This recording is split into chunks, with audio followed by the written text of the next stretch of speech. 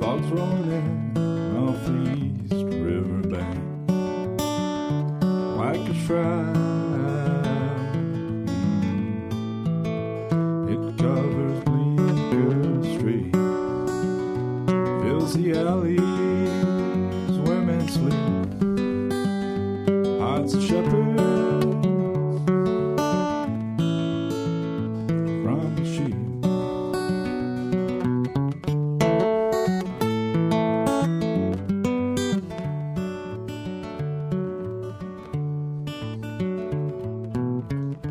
Voices leave from a septic face, smiling faces,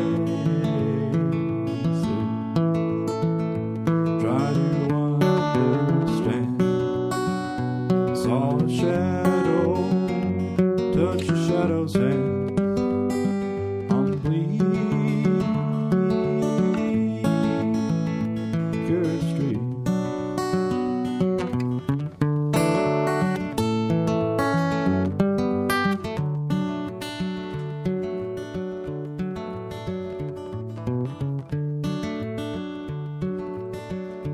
Poets sing his crooked rhyme. Holy, holy is his sacrament.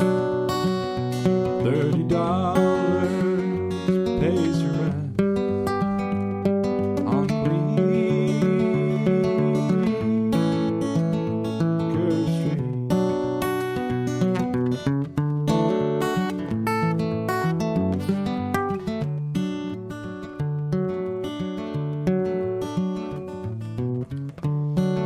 Church bell softly chime in melody, sustaining. It's a long road gaining on Bleecker Street.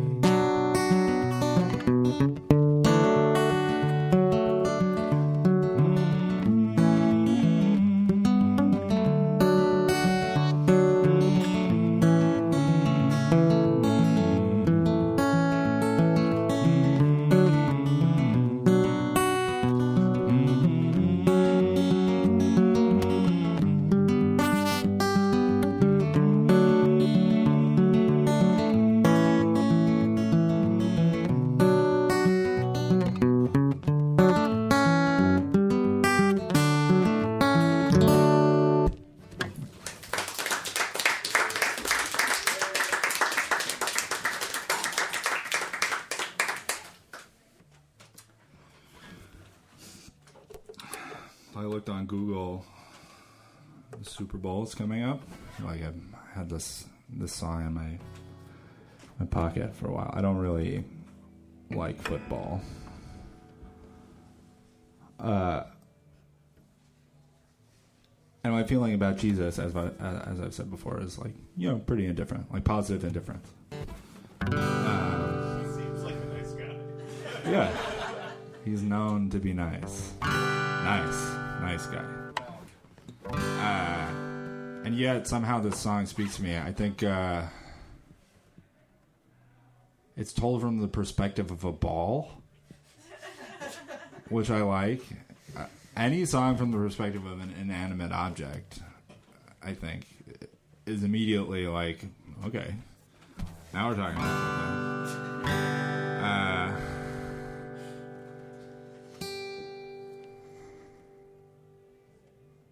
Yeah.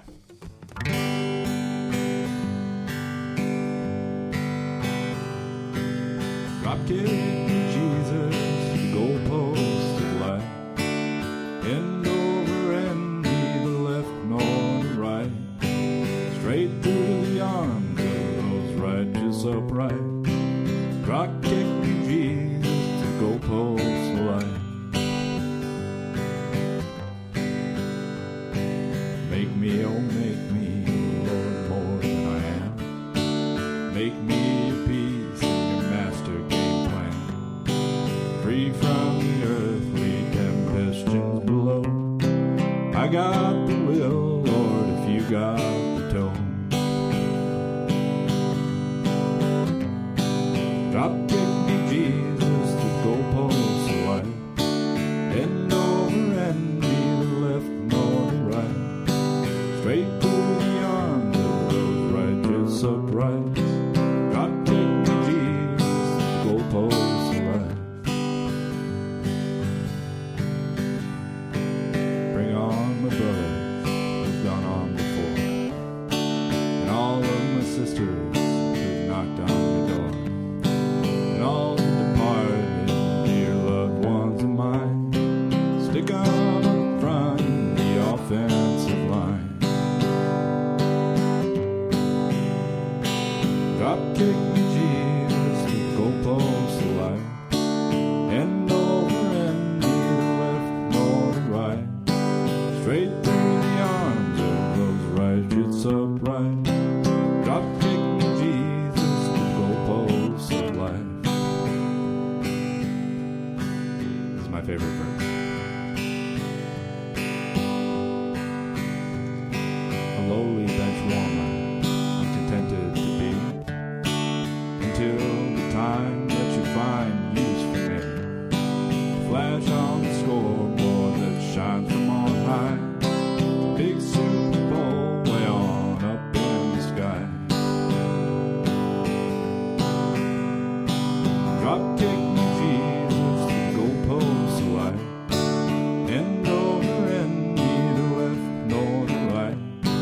Straight through the arms of those righteous upright.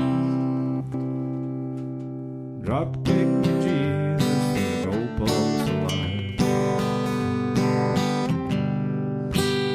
Thank you.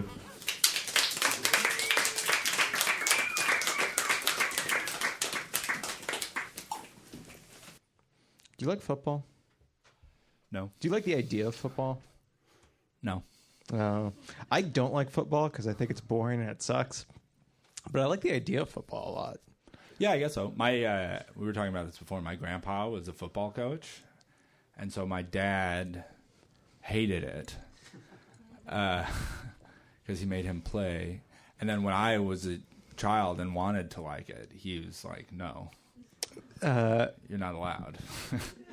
I tried when I was a kid and I didn't know, when you're 4 or 5 and you're like, do I like sports? Do I like football? Do I like baseball? Yeah. I once asked my dad, because my dad really liked baseball. I asked him if he wanted to watch a football game, and he said, no, football sucks.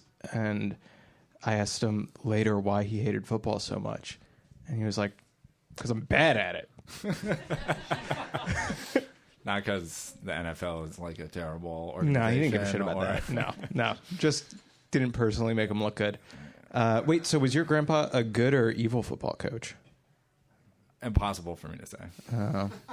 Do you think your dad was ever like, I don't want your life? I think yes. Do you know what movie I'm talking about? No. Varsity Blues? James Vanderbeek? Heard of it. You know the James Yeah, great movie. The meme of James Vanderbeek crying. I think if I'm ever just no, it's from Varsity Blues. Oh, fucking! You gotta stop coming to these. He sounds like he has conviction. Yeah, I know. I think I might be wrong on this. But that's if I'm bored and washing dishes, I will find myself doing the James Vanderbeek Varsity Blues voice just around the house. That and Bernie Sanders. Those are the two things I will do if I just need to fill time. And You should break him out during the interview. oh no, because they're not. I didn't say they were good. I just because I do it doesn't mean it's good. I am unlike my father in that sense. Anyway, we have a great show tonight. We have Sammy Weissberg playing. Doug. So I saw Sammy. Doug and I both saw Sammy play at this Christmas show that we were at that Liz booked last month. And I've known Sammy for a long time. I've seen him in many bands. And what he is doing now is very different from what I've always known him to do. And it is incredibly my shit. Like, Doug can speak to this. When we saw Sammy play, we were like, we need to ask him to do this show ASAP. Yeah. Like, cartoon wolf eyes popping out of my skull. My tongue came out of my mouth and, like, unfoiled over the floor. So Sammy's playing, and our first guest is OK Fox. OK is the co-host of a podcast called Art and Labor that discusses different labor issues between being an art worker and a media worker. And we're going to talk a lot about how to identify what your relationship to power is in a intentionally vague and gray industry. You have any feelings about vague and gray industries? Pro, con, neutral? Passively, positively ambivalent? I feel overwhelmed. Doug, get off the stage. Everyone clap for OK, please. The time to clap is now.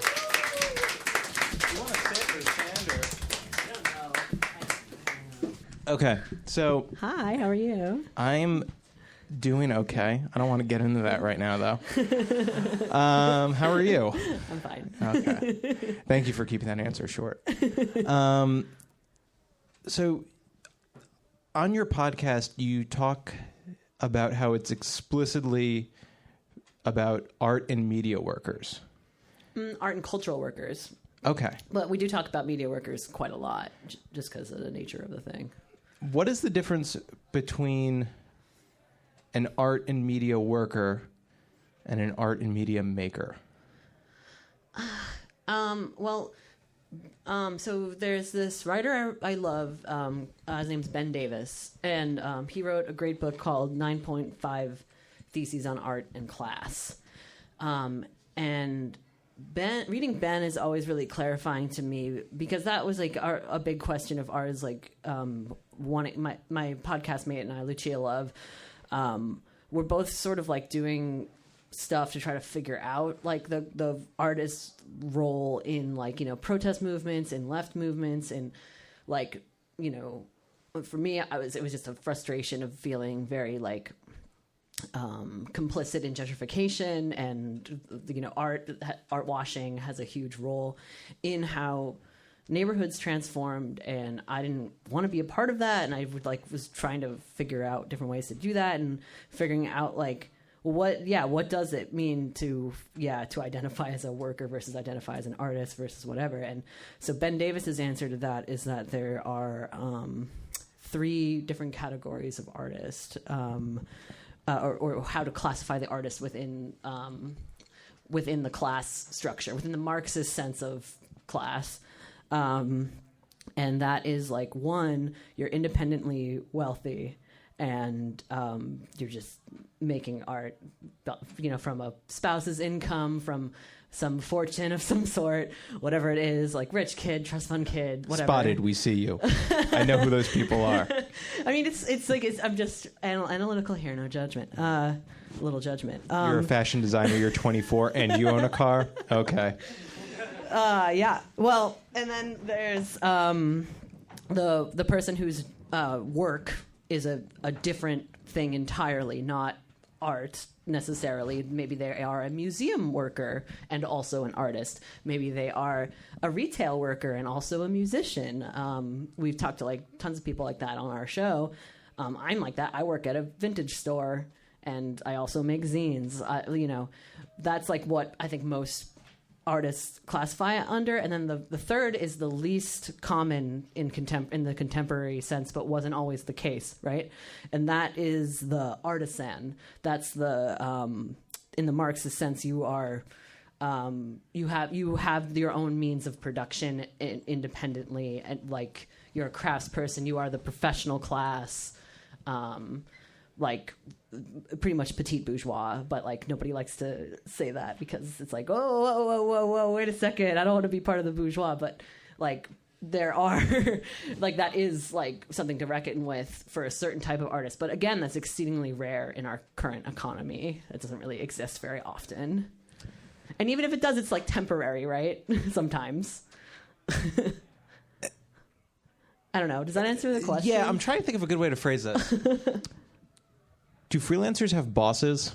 Yeah. Okay. So yeah, this is like another big thing that we get into on the show. I know I used to work with on a 1099, right?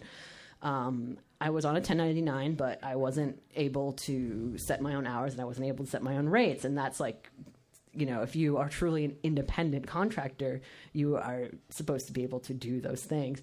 So you could also never do those things because if you set them too much, then they just find another 1099 worker. Of course, in reality, this is how these things play out, and that is like extremely prevalent in like basically all of the institutions, all the publications in New York. Like I'm sure plenty of people in this room have encountered being on a 1099 when you should not be. I mean, Uber workers should not be on a 1099. We know that this is like a very like bullshit categorization, right? Yeah. So it's like, yes, you obviously have a boss, like, but it's just a way to undercut wages, undercut labor organizing, you know, you name it. Well, separate from the obvious flaws in the system, theoretically, let's say it is what it proposes to be, which is you are your own boss and you can set your own hours and you can there's plenty of people like that. Yeah. So let's just assume this untrue assumption that it works as it should.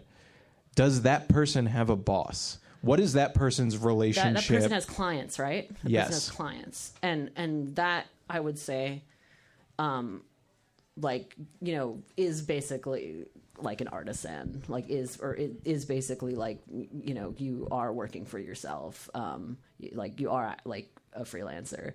And I think in the past that was like, you know, a lot more clear, because like, oh, I literally build chairs. Oh, I paint portraits of the bourgeois. I don't know, like that. Like this is like all these jobs that do not exist anymore in contemporary New York City, rather. But increasingly, we're seeing this really weird thing, right, where now people are kind of going full circle, and like a lot of my friends make luxury goods. Like they make like luxury like lamps. If you get paid to make chairs and you live in New York City, you are getting paid a lot of money to make a chair. Most likely, you'd be surprised. It's tough because like if you're paid to, it's kind of like a weird contentious gray area thing, and it's starting to change, right? It's kind of doing this like reversal thing where it is like a factory, and they are like a lot of times like underpaid. Like they're pretty decent jobs like most of the time, but I've definitely run into people who work in like a really small shop. Like maybe there's only like 4 employees total, but they have like Ralph Lauren, like big name clients, or like oh huge, like I don't know, like Jeff my roommate Koons works level. for Ralph Lauren, but like it's a client that a lot of people. He also has 2 roommates, and he's 40, so wild.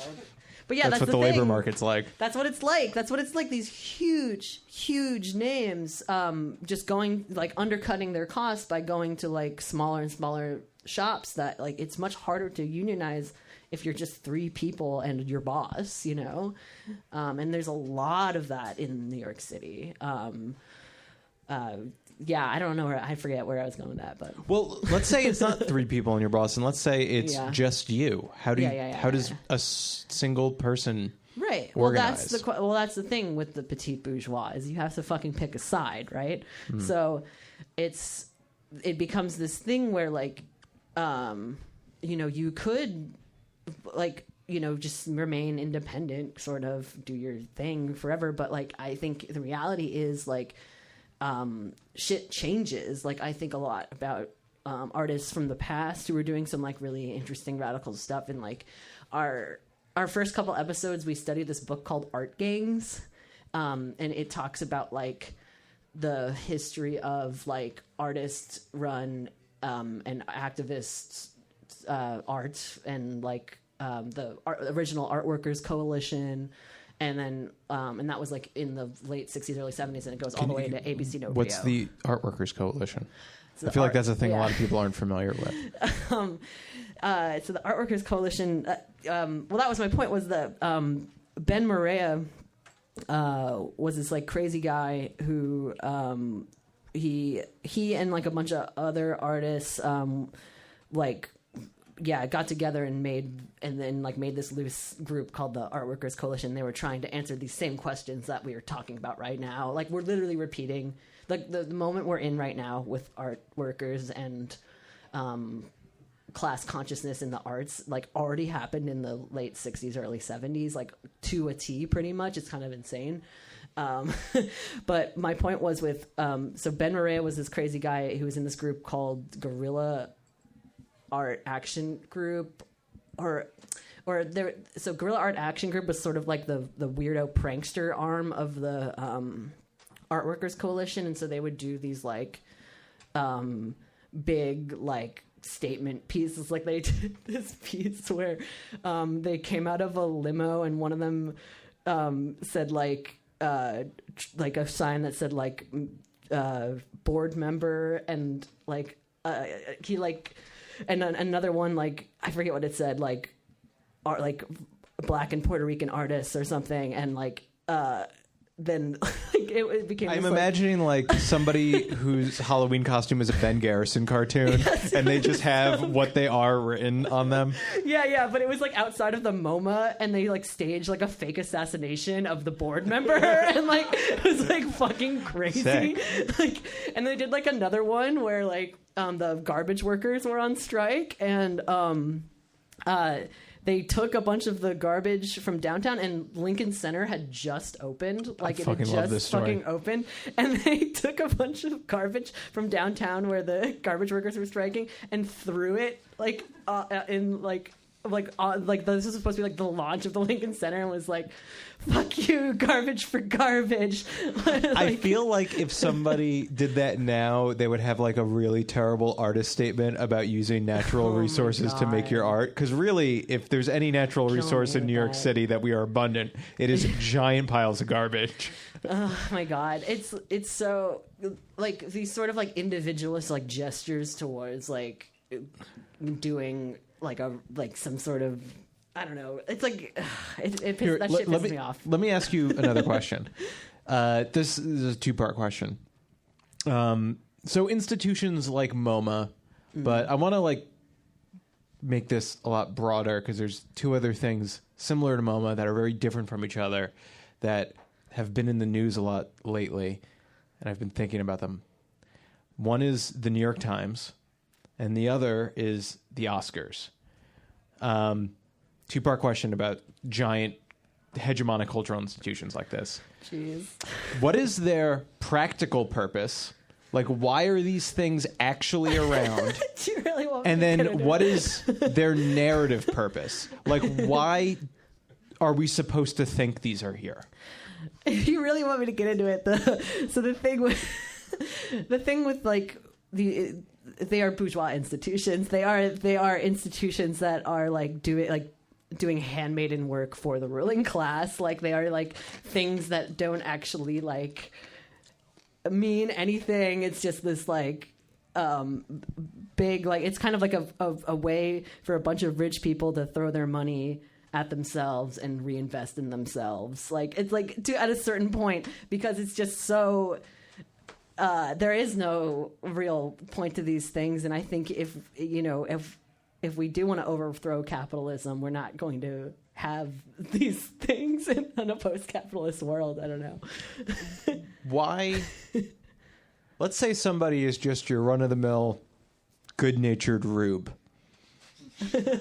Why do they think we have MoMA? Well, Or the Met? I think mean, people have. I think the there's Met. more. I love the Met. I love the MoMA. I love museums. I love culture. This is a great Tinder bio. And I think like these are all things to protect and to cherish. The problem is when they are a tool of capital instead of owned collectively by the people. That's like the main issue with them, and the as we get worse and worse into neoliberalism, into capitalism, and even into fascism, you can see like the Met used to be free unequivocally, right? Now it's like free if you have an ID. Who has an ID? Right? Who does that leave out? Like, this type of shit. Like, I'm still using an expired learner's permit.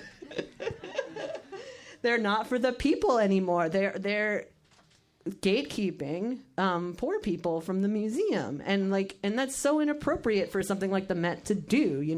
And like the fact that all the folks who are deeply embedded in the institution can no longer recognize that is a problem and aren't just like doing something about it actively, constantly, I think goes to show that that we shouldn't be coalescing our most important cultural objects to like a group of elites. So if somebody's listening to this, like the podcast version, and it's way after we recorded, this is being made like 2 or 3 days after the New York Times endorsed both Elizabeth Warren and Amy Klobuchar for the Democratic nominee. Can you imagine if you just met a person, just a regular person, how thoroughly unhinged and stupid they would seem if they were like, it's either Amy Klobuchar or Elizabeth Warren? Like, they're the same in my eyes. It's so out of touch. It's really, it's alarming, but it's also like, to me, I first I'm like a little alarmed by how, like, because I'm like, oh, I know that the institutions are pretty much like garbage and keep getting worse, but then I'm still shocked. But it's also like it's a good signal for like, I think anyway, for like some good change to come, because like it's just so naked that people like, the shit that like the ruling class have been pulling just in broad daylight, like it's becoming so palpable that I think like people are really like, oh wow, if we don't get Bernie in there, things are gonna get really fucking bad. What don't you think? Like I feel like people are like, it's like so like stark at this point. Yeah, I mean, I think it depends on who you talk to. So I have been living in upstate New York for the last year and a half. Not true up there at all. Yeah. There is zero momentum. There is zero level of like class consciousness. And there's like, so when I was living in upstate New York, somebody who went to my high school, he was actually the class president when I was a freshman. He was a senior when I was a freshman. He became a New York City cop, and he got shot by his partner by accident. So and they had like a cop funeral in our town, and it shut down the town for 2 whole days. There was 30,000 people came into town for this funeral, and which is the size of our town. It's the town I live in is only 30,000 people. It shut down the town for 2 days. That's what people need to realize, right? Is that it's like socialism or barbarism is literal. Like, yeah, but they have all sided. They have all sided. They're like, yes, of course, fascist rally, we love it, more of it. But I'm not even surprised, because literally my neighborhood in Queens, like I'm on the border of Ridgewood and Glendale in Queens. I technically live in Glendale. Yeah. Like Glendale, very similarly, a cop was killed. Yay! A cop was. It was when like those 2 cops were just like shot point blank, like in just sitting around, fucking around in their car. Do you remember that? Yeah. So like one, like they're like both from my neighborhood, and there was like this huge parade, like took up the whole entire Myrtle. The Stop and Shop on Myrtle was full of like little blue ribbons, like covered head to toe. Joe fucking Biden. This is Obama was still president. Joe Biden flew into LaGuardia. That's when he like famously was like, LaGuardia is a shithole. The most accurate thing Joe Biden has ever said. But okay, so hold on. I just want to re-rail this for a second. But that was in Glendale, right? That was in like here. That was in like a couple stops off the L train. That was like 20 minutes from here. It's funny because I moved to Glendale from where I was living. But like let's say and I do believe this, but I know some people disagree, that there are certain people to which their personality is just inherently conservative and fascist. And that there are certain people that just innately want to admire and adhere to power. I think that's interesting. I've been trying to think about that a lot. I think people's relationship to power is directly relational to their property.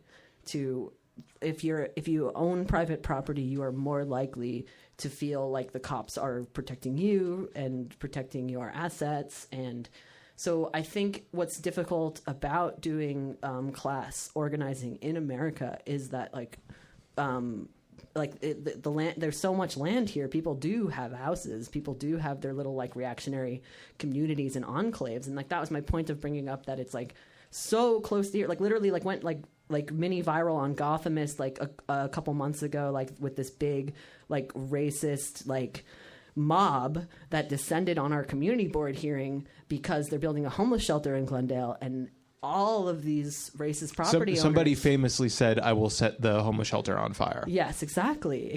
And that's just, that's 30 minutes from here, from, fucking Williamsburg, it's so close to here. And so I think people need to get serious about like, the real. How do you communicate with those people? With conservatives, you mean?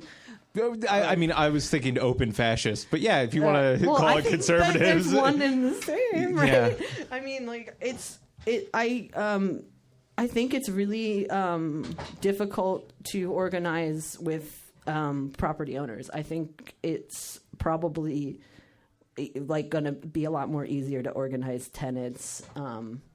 And organize like people along their workplaces and stuff. And I think people understand that inherently more. And I think that it's getting increasingly hard to buy a home, and so people are renting more, and it's more palpable. Like, oh, I'm being screwed by this system, Like the problem with Americans is even if they do own property and are doing well, they don't have health insurance or like whatever it is. Like they still are like, I'm this bootstrap guy who lives on my own and I don't need the government's help and whatever. But I think that's why we just have to organize around like things that like will be. Is that separate from art organizing, or do they intersect? They all intersect. It all intersects. So like I think definitely. How does art organizing and housing organizing intersect? Well, with housing, right? So artists, like I was saying before, I think do have like a really instrumental role in how neighborhoods in New York City are gentrified. So like there's this great Grayson Perry cartoon where it's literally has like the 4 panels, right? And like the first panel is like an abandoned post-industrial neighborhood. The second panel is like a DIY studio. The third panel is like a slightly renovated, fun, hip bar, and the third one is luxury condominiums. And that's like, I think, just the perfect illustration of how. Can you opt out of that? I don't think so. And I think the way to work around it is to be honest with yourselves and be honest with like your role in your community, and like really actually try to engage in what's like going on in. Like I know, like when I was like first moved to my neighborhood after college, like it was so hard to convince people, even like just to do like the kind of bare minimum politics. Like I'm like, can you just like register to vote here? Because like I remember like telling people like, yo, there's this guy, his name is Bob Holden, and he's like running against like our rep, and he's like this big open reactionary psycho guy, and he won by like 100 votes or something, and I'm like, dude, like that's like I know that many people. In the way that you look at the person going to the homeless shelter community board meeting who threatens to burn it, and you can rightfully be like, this person is clearly my enemy. Right. We are in opposition to each other. Right. If you are moving into a neighborhood and you're like, I can't opt out, but I need to be observant and aware of my role. What if somebody's like, cool, you're aware of it. Fuck you. Don't move to my neighborhood. How do you? Yeah, that's. I mean, are you that person's enemy? That's. I think it's. There's. you can't really put it on an individual person-to-person basis, right? Because there are like larger economic forces at play that are coercing us to participate in these violent processes, and you can't like beat yourself up over like something that you can't necessarily control. You don't necessarily have a say in. But I do think it is like, you know, incumbent on people who do like espouse a certain like social justice politic to actively try to, where's my tenants union? How do I, you know, even if I'm just giving them money, like, I don't know, like, even if it's like, just like reading their tweets about like who to endorse or who needs signatures or whatever the fuck, you know, it's like, that's like just really easy stuff, I feel, to like, because you cannot control your own, like, you know, I don't, like, there's some rich trust fund kids where I'm like, sure, like, fucking, can we just all throw them to Boston like it's like a gulag? And Boston just, like, doesn't need more worse people. But still, like, can we just like quarantine them somewhere else? Like, can we like, is there a certain neighborhood in Manhattan we can just put them all in? And Yeah, Murray Hill. Yeah, okay.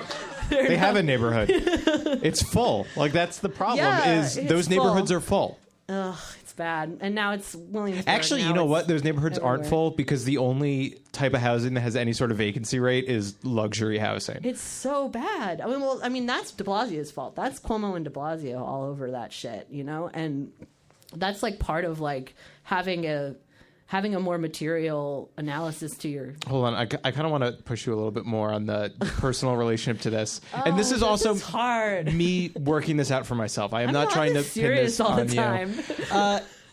Like, really? You listen to our show, we're like fucking nutcases, like laughing the whole time. I mean, so much of this show is just me giggling at my own jokes. It's terrible. No, but like I've been thinking about this a lot more since I moved. I'm very aware of my relationship to my neighborhood, how I can be a good person living in my neighborhood and how I can be a bad person living in my neighborhood.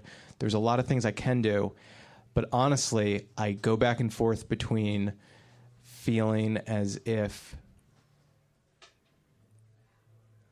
all the things I can actively do actively don't really even make up for just my presence. Well, like, my presence is more of a negative thing than anything positive I can actively do. I don't know. You can't, like... I don't know. I'm not really into, like, positive versus negative ways of thinking about it, because it's...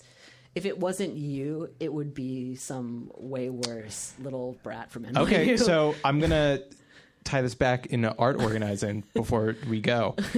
I do agree with that. I think that a lot of times you kind of have to remove your personal responsibility because, honestly, there's an unlimited amount of scabs when it comes to organizing and actions. Especially here in the city. So, is Kate here? Is Kate still here? Oh, gosh. Yeah. So my friend Kate is here, and she did a lot of organizing in the Artists Against ICE campaign. Oh, cool. And... the thing musicians one? Yes. Yeah, that's great. So it is great. However,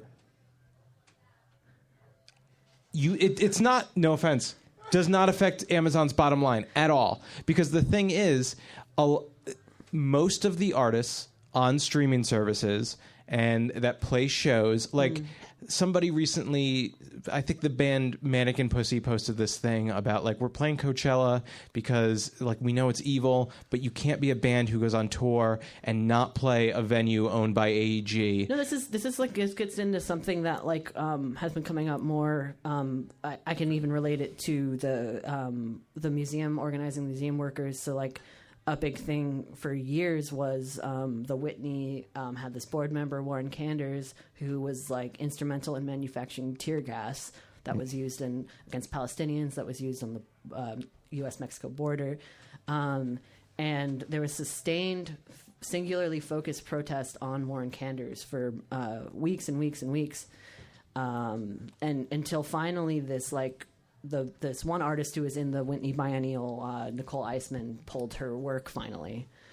And there was this, before that, there was this big call with these three art writers who were calling for like a strike of everybody participating in the Biennial to but they really couldn't even, like, they were trying to like tee people up for like, here's this perfect PR opportunity where if you just say yes, like we will, like everyone is gonna love you. So if you just strike, like please, we're calling for this one fucking strike. But it's like the problem with that, and Ben Davis, my fucking guy who I like so much. Sorry, I joke about him all the time because I really like the way he writes about this, because he talks about how these singularly focused things can cause people to just dissipate once they meet the one demand, right? And the problem, like we were talking about earlier in the show, is these institutions are so deeply fucked. But how do you motivate somebody when they are well aware of the fact that they are one person in an infinite sea of scabs?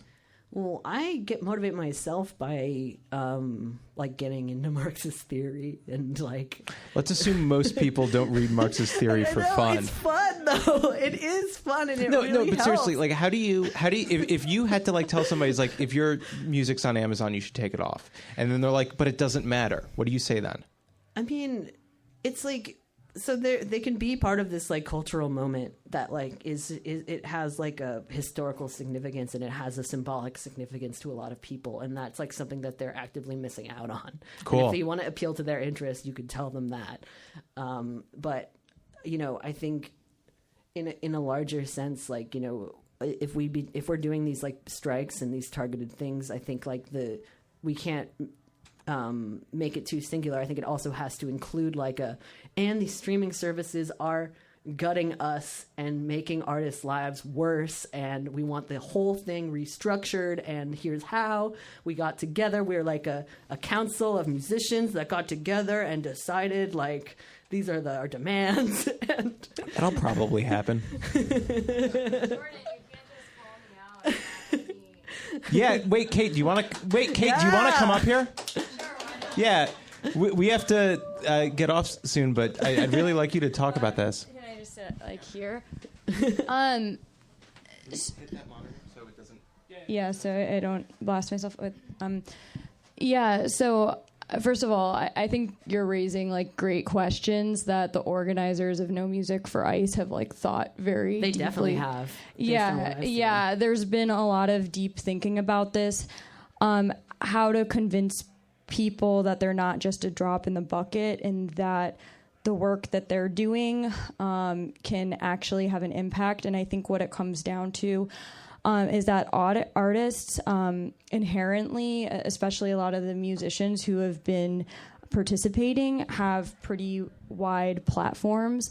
And the idea that Amazon is complicit in human rights abuses and contracts actively with DHS, that's still an idea that's propagating that a lot of people don't know about.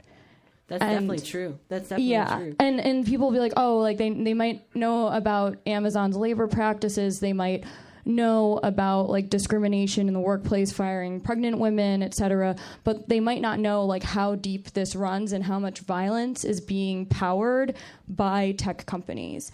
And so it's not only something to raise awareness, it's also a show of solidarity with the workers who are affected by Amazon. For example, like the Whole Foods workers organize, they have an organization called Whole Workers, and like showing solidarity with the grassroots organizations and workers of tech companies. And in a way, musicians like, and you earlier you were talking about like, okay, what is an art worker versus an artist in like a more traditional sense, right? It's like if artists are taking money from tech companies continually, whether it's Spotify, whether it's YouTube, whether it's Amazon, are musicians now tech workers too? Yeah, I would argue yeah. I would argue yes. And I would argue that like all of these general gig economy workers should be in solidarity with each other, and like so the work of consciousness raising and just getting people to understand their position in these larger things is not just an individual based thing. It is also an education thing. It is also like I'm not, because like when I say like it's like an awareness spreading thing, I don't mean that to be dismissive of it. It's actually literally true. Yeah, and is a big part of like why the Candors protests were really successful, because it did activate a lot of people to think about like their position to like art and the institution in that way. And that's like the good aspects of it. But I do still think it's valid that if people aren't too careful, the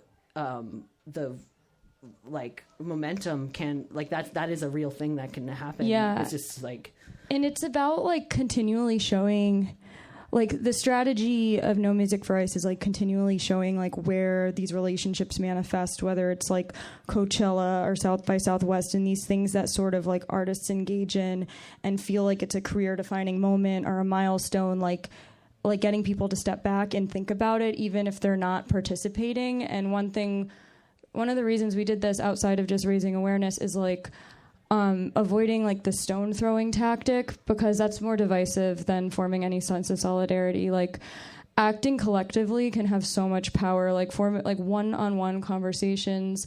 I've seen it in the tech organization where I work. I'm seeing it with musicians, just like having that sense of shared power is really like, I don't want to say it's all we have, but it's like no, a force important to be reckoned with.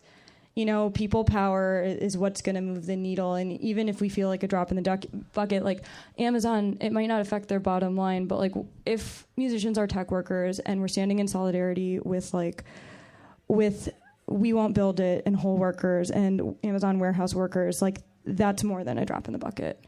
No, it becomes, right? Yes, it does. And it's also not just like a symbolic gesture either. It actually is building a movement. I mean, that's what we see. That's like the potential of a Bernie Sanders presidency. That's like the only way he's going to get any of that stuff done is to build these sort of conversations up with people. And that's like, yeah, no, didn't want to think that I was coming off as dismissive at all. Not at all. It's just these are like great things, you know, to think about. I'm sorry I usurped this. Like, this is, oh my God, I'm sorry. We actually do need to go because we're running late.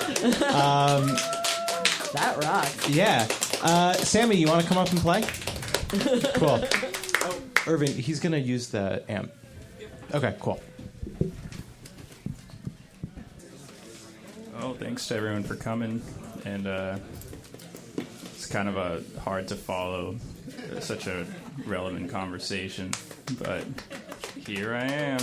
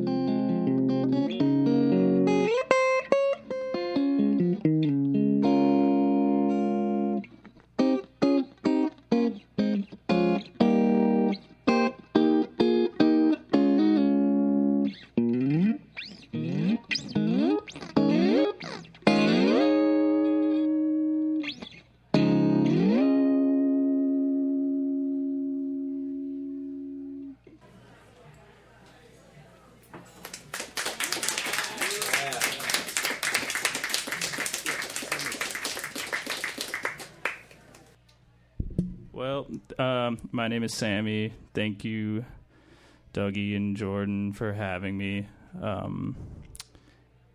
I do like a lot of like composing and arranging and stuff, and a lot of this music is for this woodwind group that I have. So it's like it's kind of like the most reductive version of it, but I also write music for strings and do a lot of stuff for other people's records too. It's all on Bandcamp, and I do have some tapes and CDs and stuff if anyone wants one. Here's something I played for the first time last week in a shipping container. It was so cold. My guitar was like going really out of tune. It was kind of psychedelic. Wait, was it a show? Yeah, it was. Do you know Juan Twin MG? You know this guy? He books a lot of shows. He's booking shows in this shipping container now. Yes. Yeah. Exactly. Thank